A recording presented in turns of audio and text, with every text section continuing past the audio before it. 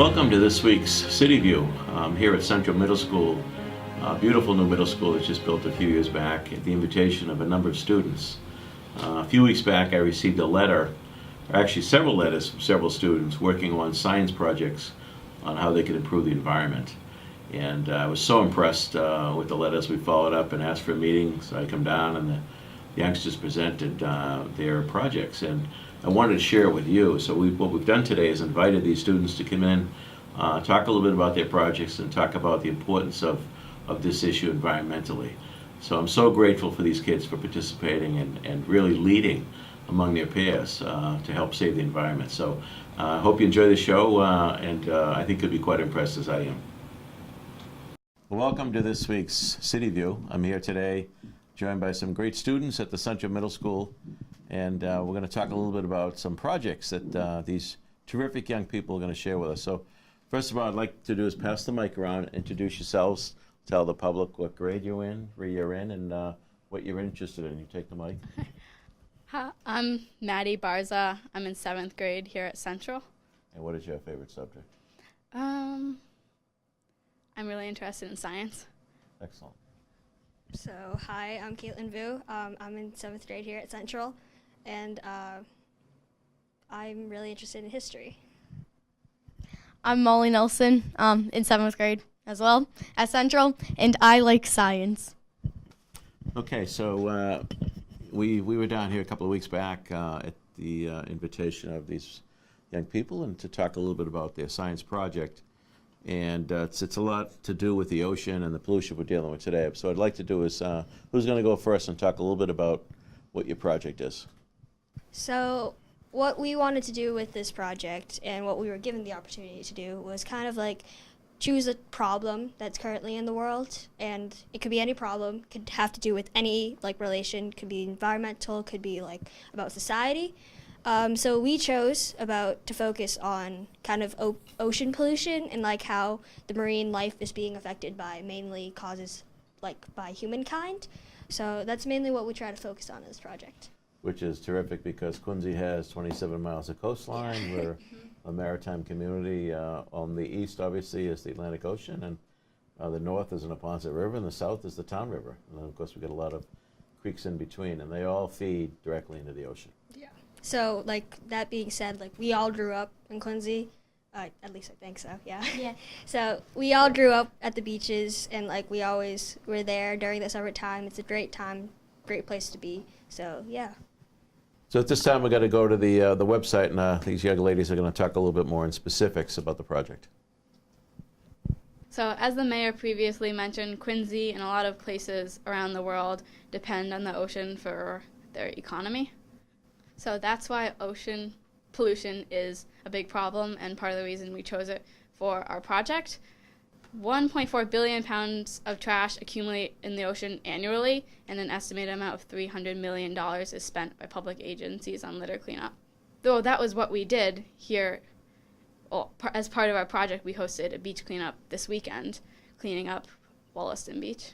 So plastic is one of the major ocean pollutants. Like, I personally have seen people who will just dump their coffee containers out of their car windows and drive away. And this is a big problem because plastic, among other things, doesn't biodegrade. It photodegrades, which means it keeps breaking down into smaller and smaller pieces that remain in the ocean ecosystem and ultimately end up back in us because plastic and other pollutants get eaten by the animals in the ecosystem, which get eaten by larger animals and it moves up the food chain and accumulates within these organisms. And when we go and say eat some fish from the ocean, all that pollution we put in the ocean ends up back in us.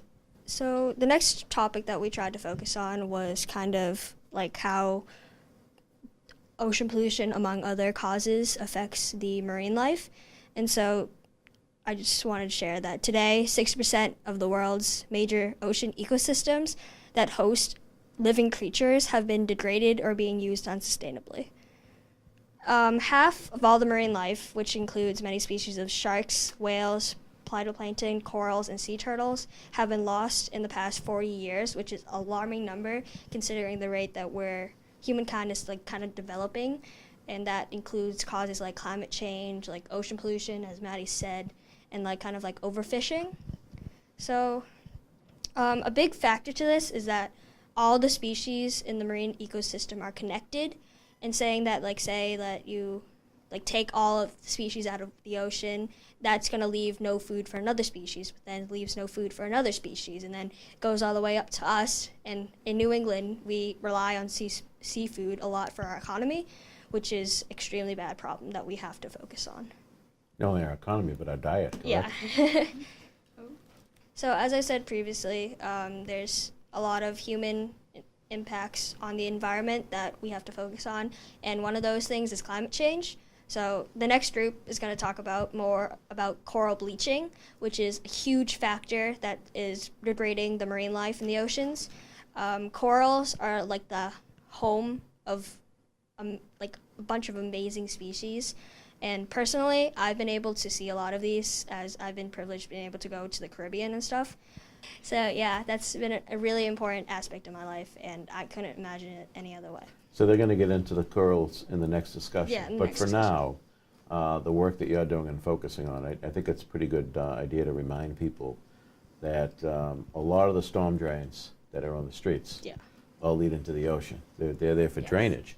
But some advice we can get to people, remind people that that goes into the ocean, therefore don't pour stuff down there, don't stuff litter in there. Maybe we'll talk a little bit about that? Yeah, and I personally, I have a drainage down the street from my house, so I've seen like a bunch of like plastic bottles like gather up in that area, and like that plastic isn't going anywhere unless someone picks it up. Like if you I'm sure you guys have seen it too. Like if you see something on the street, like pick it up, and just throw it in the recycle. And either way, that plastic might somehow end up in the ocean. Like the other day at the cleanup, we found a tire. Yeah, at the beach, yes. So somehow it's gonna end up in the ocean. We don't know how, but if you ever see like some piece of like trash that could be thrown away lying around, it's best to just like throw it away. Be like, even if it isn't yours, like the teachers at our school are always telling us like pick up after your own mess, but like it also goes like if it isn't your own mess and it shouldn't be there, you should still pick it up. I drink water out of the tap, but some of my family members drink it out of the bottled water. So we've stopped using bottled water at our house. So my daughter and my wife are now using I think the Yetis, but whatever the containers are in place of that. So you really made an impact already on my house. So I know it was mentioned that there was a beach cleanup this last Saturday. So do you want to talk a little bit about that? Who was involved? What kind of stuff did you find? Okay, so we had a beach cleanup this Saturday from 3 to 5. We had about 20... What beach? Oh, Wollaston Beach. All right. We had about 25 kids show up, Terrific. kids and adults. And we were supplied with trash bags, gloves, and rakes. And so a lot of the things we found were actually surprising. There was a lot of trash. I know that some kids found a tire. Probably some plastic. There were a lot of I noticed there were a lot of Dunkin' Donuts cups. Uh-oh. So that's probably like Maddie was saying earlier, people are just throwing their trash out their windows. Yeah. Near the broken bridge that I know the city cleaned up, I don't know, there's like a huge wreckage site where there was a bunch of like iron rods. They were rusty, and so we just thought pick them up and then we drop them off. Anyone have anything? Well, each year at this time of year, in fact, this coming Saturday, we'll be cleaning greener. Yeah. And every year we go around all the city beaches, NBC Beach, DCR, I should say, beaches, because there's a lot of winter debris that floats in as well. Yeah. It's not only stuff going out, it's stuff coming in, because we're part of Boston Harbor. So this pollution that gets in the harbor and other places could end up floating up onto Wollaston Beach, depending on the currents and the tides and so forth. So before you guys or ladies were born, the MWRA was created, which was a creation after the city of Quincy sued the state for polluting our beaches. So at the time, the city solicitor was running Wollaston Beach, and he saw all this plastics and stuff that were coming up on the beach, and it was coming from Nut Island, the treatment plant. So the result was the creation of an authority, MWRA, which treats the sewage appropriately now, and because of that, our harbor is a lot cleaner. But as you have pointed out very, very well, we have a long way to go. People have to change their habits. Yeah. And like people might not be realizing they're actually doing it, because like I know like when I was a kid I probably littered, but like everyone When you were a does kid? it. Yeah, when I was like you know, like Even younger. younger, like young. Okay. Like not that I'm not young now, but like young. When I was a kid, well, we went over this. A child, a toddler probably. I know I used to litter. I'm not very proud of it. I know that now that I'm doing this project, like it's gotten me aware about like the problems that I used to have as a child. So yeah. Also for our beach cleanup, like all the trash we picked up, like even just picking up one Dunkin' Donuts cup, that could have saved like a bird's life, you know? That's a good point. We talked about the marine and the fisheries, but we haven't talked about the bird life that also gets affected by the species of birds. Mm-hmm. Otters and other sea mammals are also affected. Like I know otters have thick fur to help keep them warm, and when there's oil spills and other that type of pollution, it gets in their fur and the water gets in and it prevents them from being warm, and eventually they will die. Okay. Is there anything else you want to mention relating to the slides that we're seeing, the project? And So, in addition to our beach cleanup, we also fundraised by selling handmade products, ocean-inspired products that we made ourselves. So all the funds that we created in that process, as well as the donations that we earned from all our work, is going to an organization called Surfrider Foundation. It's an organization who's directly working towards kind of protecting the beaches and all that they stand for, and we're wearing their shirts right now.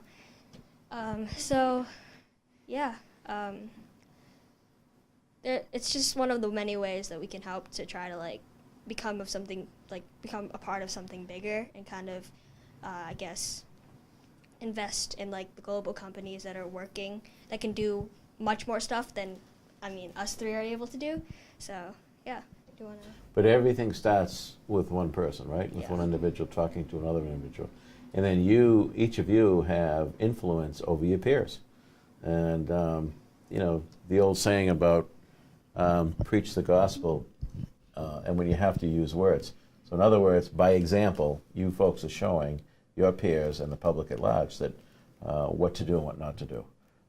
So we're going to wrap up and get ready for the next group. So I'm going to ask each of you, you have a closing comment or two. What do you encourage people to do or not to do? I encourage people to just be mindful of your trash and what you do with it. Good advice. I say it's pretty simple. Just take care of the beaches. Like we all have something that we love about the beaches, whether that's like something that like we go there, we love the seafood that comes from it, we love the way it like smells or something like that. It could be anything. And when it comes down to everything has come from the oceans, and it's the backbone of all life on Earth, and we wouldn't be here without it. So just it comes down to like protecting it. So yeah. Yeah, and also if you see trash, it doesn't even have to be on the beach. Just pick it up, because someone has to pick it up. Otherwise, it's just going to stay there, and it could make its way to the ocean and harm life. So yeah, just pick up your trash. And in relation to that, we have city departments. Even the custodians go around the schools to pick up trash. The park department does parks. The DPW does our streets, and they pick up a lot of trash every day. Imagine if there wasn't that much trash out there, they could be doing more productive things, right? Improving our parks, improving our roads. But we are spending a lot of energy keeping the city clean. And we're doing that so it doesn't get into the storm drains and doesn't get into the ocean. So I'm so proud of you ladies here at Central Middle School, wrapping up with our first group. So folks, great advice from our young folks who are leading by example and challenging us, every generation, to follow suit. So thank you ladies for joining us today. Thank you for having us. Well, I'm here with Rick DeCristofaro, who's the principal here at the Central Middle School. Beautiful building. Thank you. I know you got great staff here. Always thank our teachers and staff. They do great work for our kids. But I was so impressed when I first got the letters from the kids talking about their project. And, Yeah.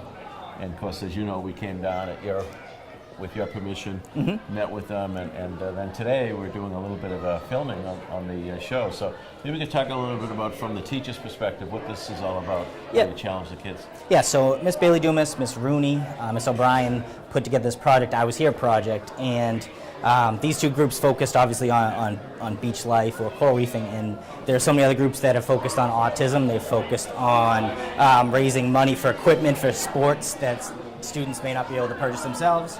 We do a lot of, for Quincy Animal Shelter, they put something together. So there's projects that spread out all over the place, across the board of anything really. There's presentations on kids, on anxiety. Some of the kids put things together. So it's a bunch of different situations that these students deal with that we might not cover in the school, but it's really kid to kid and them talking to their peers about all these type of issues that are going on. I appreciate you mentioning that, because we had two groups on today. We couldn't get everybody on. Yep. But you know, the two groups that did a nice job. There are a lot more of those out there. A lot more kids that are involved in projects that you just described.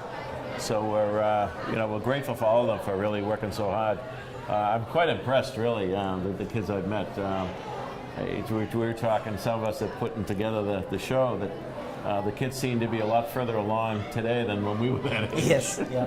And as you see in the video, the maturity, but it really comes out of the passion. And that's why they're so prepared and they're so focused on their drive of getting this done. I mean, to have a video, to want to show video, to have public come in and have all the knowledge on it. And I think as people will see when they get to see the show, the maturity of the kids and how their passion kind of comes through. But all these topics are so much important to their everyday life, and we have kids that want to show a video here in the auditorium and invite public in to show them what's their concern.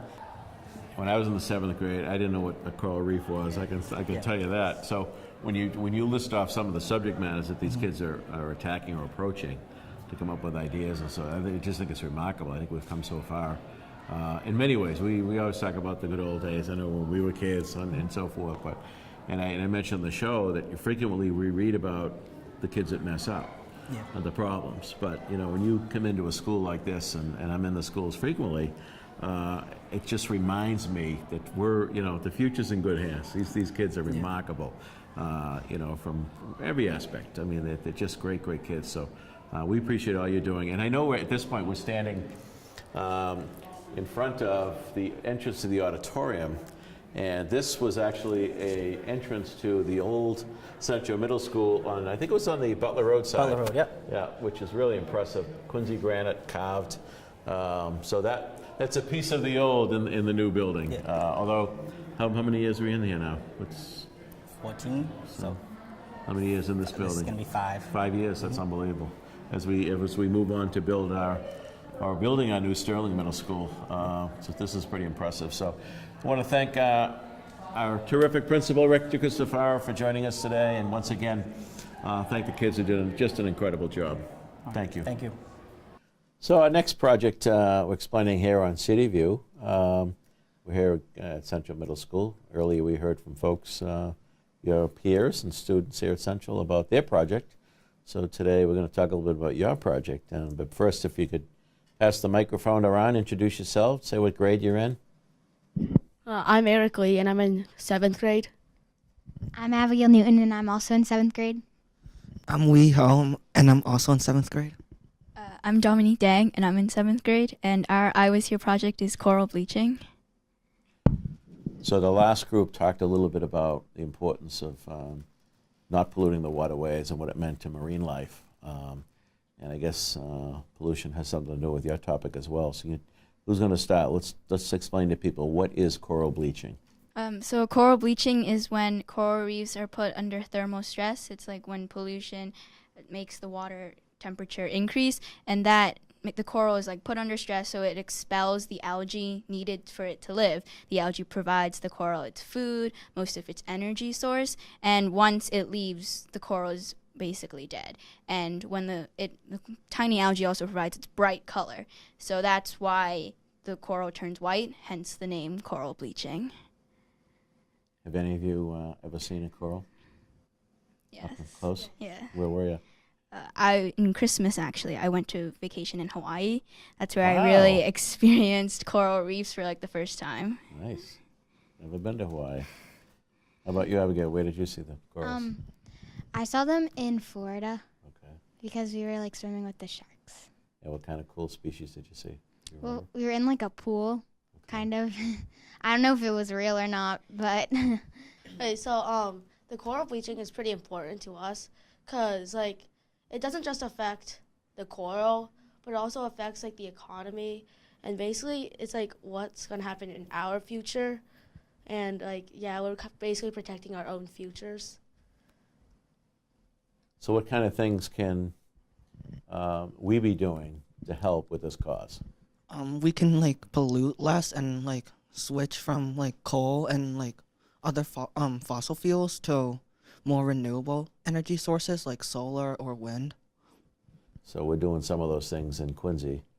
I believe at your school we have solar panels on the roof, right? Mm-hmm. Along with a bunch of school roofs, we've put the solar panels up. Well, solar is one of those great clean energies, right? There's no byproduct that affects the earth. And for those folks that haven't noticed, we've done a lot of conversion on our street lights to LEDs. You know what LEDs are? Yeah. What does it stand for? Light emitting diodes, right? I didn't know that. I just knew it was. They use about a third of the energy of what was there before, which is huge, and they last a lot longer, so the life of them, and they provide a better light source as well. So we're doing some things as a city to try to help the cause. Obviously, there are no coral reefs right off of Quincy Bay, but it's still important to all of us to participate. So now, were you guys at the beach cleanup? Oh, yeah. How'd that go? Want to talk a little bit about that? It was super fun. Like we were helping our peers, and we're also helping the world. Like our project closely relates to theirs, both with like oceans and beach. And helping with pollution also helps with coral bleaching. Now you have a little bit of a presentation here. Do you want to walk through a couple of slides? Sure. So we're doing an I Was Here project for Miss Bailey Dumas's class, and we're going to be participating in helping stop coral bleaching. We were inspired by a documentary called Chasing Coral, and it just shows about coral bleaching and what it can do to the environment.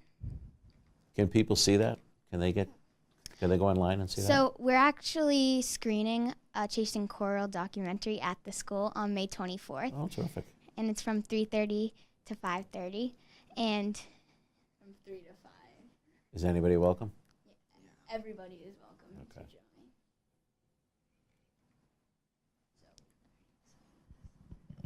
join. So basically coral bleaching, it has a lot of effects on us, and if we don't really make an effort, it's expected by 2100 that most coral reefs will die out, and this has a lot of bad results, such as the extinction of thousands of fish species.